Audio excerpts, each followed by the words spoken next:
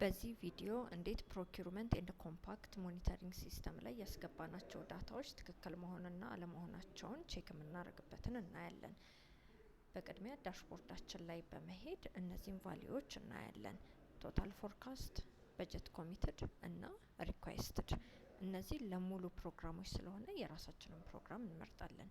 ለምሳሌ ኤፒአይን ብንመርጥ የአንድ አመት ትንበያ ወይም ፎርካስታችን ኮሚትድ በጀታችን እና ሪኩዌስት ያደረግነውን ይነግረናል። እዚህ ጋር የቁጥር ስህተት ካየን እንዴት ኤዲት እንደምናደርግ እናያለን። ልክ ከሆነን እንቀጥላለን ስራችንን።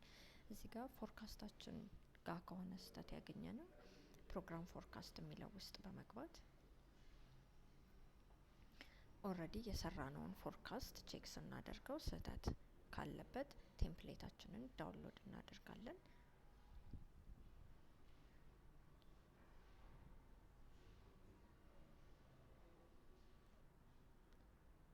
ቴምፕሌታችንን ዳውንሎድ ካደረግን በኋላ እዚህ ጋር የምናገኘውን አስፈላጊ የሆኑትን ሁሉንም ዩኒቶች እናስገባላቸዋለን። ዩኒት ፕራይስ፣ ፎርካስትድ ኳንቲቲ፣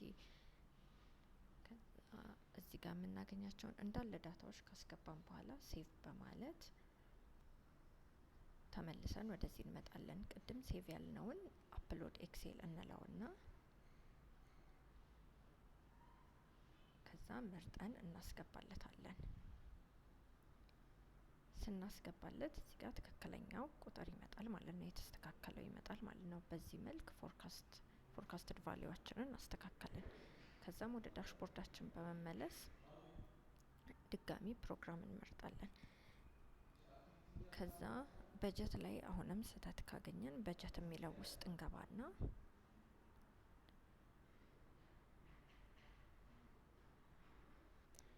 ፕሮግራማችንን ኦል ፕሮግራም ነው የሚያሳየን። አሁን የራሳችንን ፕሮግራም እንመርጣለን።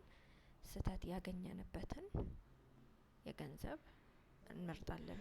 ለምሳሌ ኤስዲጂ ገንዘቡ መጠኑ ይሄን ያክል ካልሆነ በዶነር ስር መሆን ከነበረበት እዚህ ጋር እንገባና ኤስዲጂ ነው፣ ይሄኛው ግን እዚህ ጋር ነው መሆን የነበረበት ካልን እዚህ ጋር ግን ገቨርንመንታችንን 0 እንለዋለን። በዚህ መልክ ካስተካከል ነው በኋላ ሴቭ ቼንጅ እንለዋለን። ተመልሰን ወደ ዳሽቦርዳችን በመሄድ አሁንም የራሳችንን ፕሮግራም እንመርጣለን።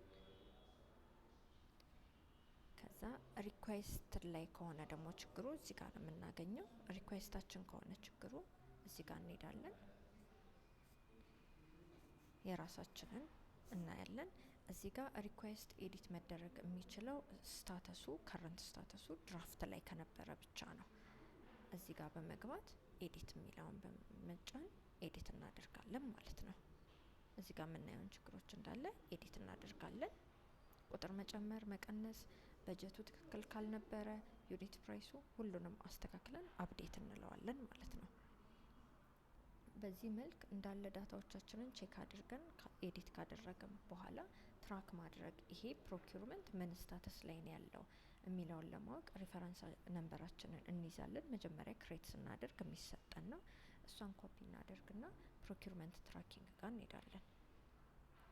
ፕሮኪውርመንት ትራኪንግ ጋር ሄደን እኔ አሁን ኮፒ ያደረግኩት ሪፈረንስ ነምበሩን ስለሆነ እዚህ ጋር ሪፈረንስ ነምበሪን ኮፒ ማለት እችላለሁ። ከዛ ይሄ ይመጣል።